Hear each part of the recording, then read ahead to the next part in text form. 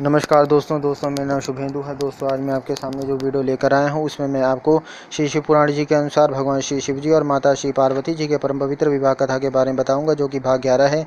अगर दोस्तों आपने भाग 1 से भाग 10 नहीं देखा है तो आप मेरी पिछले वीडियोज़ में देख सकते हैं। दोस्तों अगर आप पहली बार मेरा वीडियो देख रहे हैं तो मेरा आपसे बहुत ही विनम्र निवेदन है कि प्लीज़ इसे सब्सक्राइब कीजिएगा, और अगर आपने सब्सक्राइब कर दिया है तो उसके लिए आपका बहुत बहुत धन्यवाद। दोस्तों कमेंट करके ज़रूर बताइएगा कि आपको मेरा वीडियो कैसे लगा, और दोस्तों वीडियो अगर पसंद आए तो लाइक और शेयर भी अवश्य कीजिएगा। सो दोस्तों अब मैं आपको श्री शिव पुराण जी के अनुसार भगवान श्री शिव जी और माता श्री पार्वती जी के परम पवित्र विवाह कथा के बारे में सुनाना प्रारंभ करता हूं, जो कि भाग 11 है। सो दोस्तों श्री शिव पुराण जी में ब्रह्मा जी कहते हैं कि नारद परमात्मा हर की यह बात सुनकर और उनके आनंद दायी रूप का दर्शन पाकर पार्वती को बड़ा हर्ष हुआ। उनका मुख प्रसन्नता से खिल उठा, वे बहुत सुख का अनुभव करने लगीं। फिर उन महासाध्वी शिवा ने अपने पास ही खड़े हुए भगवान शिव से कहा। पार्वती बोली, देवेश्वर आप मेरे स्वामी हैं प्रभु। पूर्व काल में आपने जिसके लिए हर्षपूर्वक दक्ष के यज्ञ का विनाश किया था उसे क्यों भुला दिया था? वही आप हैं और वही मैं हूँ। देवेश्वर इस समय मैं तारकासुर से दुख पाने वाले देवताओं के कार्य की सिद्धि के लिए रानी मेना के गर्भ से उत्पन्न हुई हूँ। देवेश यदि आप प्रसन्न हैं और यदि मुझ पर कृपा करते हैं तो मेरे पति हो जाइए। ईशान प्रभु मेरी यह बात मान लीजिए। आपकी आज्ञा लेकर मैं पिता के घर जाती हूँ। अब आप अपने विवाह रूप परम उत्तम विशुद्ध यश को सर्वत्र विख्यात कीजिए। नाथ प्रभु आप तो लीला करने में कुशल हैं, अतः मेरे पिता हिवान के पास चलिए और याचक बनकर उनसे मेरी याचना कीजिए। लोक में मेरे पिता के यश को फैलाते हुए आपको ऐसा ही करना चाहिए। इस तरह आप मेरे संपूर्ण गृहस्थाश्रम को सफल बनाइए। जब आप प्रसन्नतापूर्वक ऋषियों से मेरे पिता को सब बातों की जानकारी कराएंगे तब मेरे पिता अपने भाई बंधुओं के साथ आपकी आज्ञा का पालन करेंगे, इसमें संदेह नहीं है। जब मैं पहले प्रजापति दक्ष की कन्या थी और मेरे पिता ने आपके हाथ में मेरा हाथ दिया था, उस समय आपने शास्त्रोक्त विधि से विवाह का कार्य पूरा नहीं किया। मेरे पिता दक्ष ने ग्रहों की पूजा नहीं की, अतः उस विवाह में ग्रह पूजन विषयक बड़ा भारी त्रुटि रह गई, और इसलिए प्रभु महादेव आपकी बार देवताओं के कार्य की सिद्धि के लिए आप शास्त्रोक्त विधि से विवाह कार्य का संपादन करें। विवाह की जैसी रीति है उसका पालन आपको अवश्य करना चाहिए। मेरे पिता हिमवान को यह अच्छी तरह ज्ञात हो जाना चाहिए कि मेरी पुत्री ने शुभ कारक तपस्या की है। पार्वती जी की ऐसी बात सुनकर भगवान सदाशिव बड़े प्रसन्न हुए और उनसे हंसते हुए से प्रेम पूर्वक बोले। शिव जी ने कहा कि देवी महेश्वरी मेरी यह उत्तम बात सुनो, यह उचित मंगल कारक और निर्दोष है, इसे सुनकर वैसा ही करो। वरानने ब्रह्मा आदि जितने भी प्राणी हैं वे सब अनित्य हैं। भामिनी यह सब जो कुछ दिखाई देता है इसे नश्वर समझो। मैं निर्गुण परमात्मा ही गुणों से युक्त हो एक से अनेक हो गया हूँ। जो अपने प्रकाश से प्रकाशित होता है वही परमात्मा मैं दूसरे के प्रकाश से प्रकाशित होने वाला हो गया। देवी मैं स्वतंत्र हूँ परंतु तुमने मुझे परतंत्र बना दिया। समस्त कर्मों के करने वाली प्रकृति एवं महामाया तुम ही हो। यह संपूर्ण जगत माया में ही रचा गया है। मुझ सर्वात्मा परमात्मा ने अपनी उत्तम बुद्धि के द्वारा इसे धारण मात्र कर रखा है।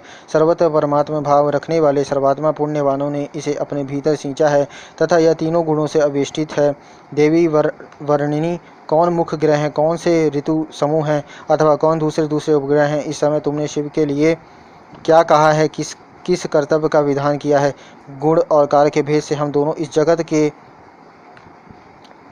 इस जगत में भक्त वत्सलता के कारण भक्तों को सुख देने के हेतु अवतार ग्रहण किया करते हैं, और तुम ही रजः सत्व तमोमयी त्रिगुणात्मिका सूक्ष्म प्रकृति हो, सदा व्यापार कुशल सगुणा और निर्गुणा भी हो। सुमध्य मैं यहाँ संपूर्ण भूतों का आत्मा निर्विकार एवं निरीह हूँ।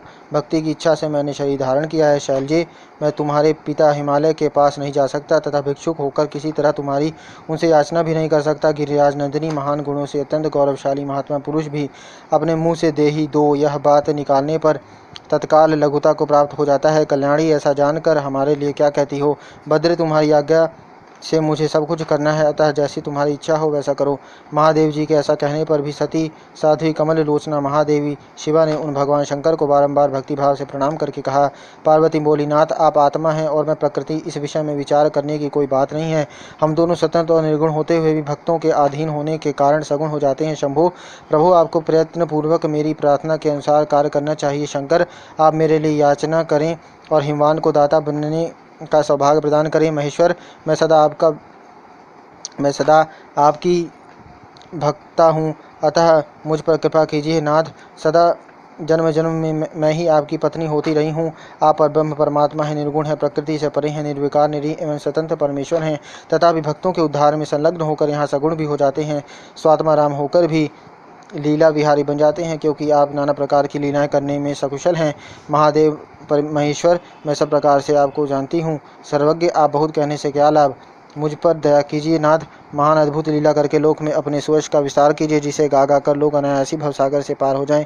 ब्रह्मा जी कहते हैं, नारद ऐसा कहकर गिरिजा ने महेश्वर को बारंबार प्रणाम किया और मस्तक झुकाकर हाथ जोड़कर वे चुप हो गईं। उनके ऐसा कहने पर महात्मा महेश्वर लोक लीला का अनुसरण करने के लिए वैसा करना स्वीकार कर लिया, और पार्वती जी ने जो कुछ कहा था उसी को प्रसन्नतापूर्वक करने के लिए उद्यत होकर वे हंसने लगे। तदनंतर हर्ष से भरे हुए शंभु अंतर्ध्यान हो कैलाश को चले गए। उस समय काली के विरह से उनका चित्त उन्हीं की ओर खिंच गया था। कैलाश पर जाकर परम आनंद में निमग्न हुए महेश्वर ने अपने नंदी आदि गणों से वह सारा वृतांत कह सुनाया। वे भैरव आदि सभी गण भी वह सब समाचार सुनकर अत्यंत सुखी हो गए और महान उत्सव करने लगे। नारद, उस समय वहाँ महान मंगल होने लगा, सबके दुख नष्ट हो गए थे तथा रुद्रदेव को भी पूर्ण आनंद प्राप्त हुआ। सो दोस्तों, इस प्रकार मैंने आपको श्री शिव पुराण जी के अनुसार भगवान श्री शिव जी और माता पार्वती जी के परम पवित्र विवाह कथा के बारे में सुनाया, जो कि भाग 11 था। इसका अगला भाग मैं आपको अपनी अगली वीडियो में बताऊंगा। सो तब तक के लिए मुझे इजाज़त दीजिए दोस्तों। नमस्कार। जय गुरुदेव।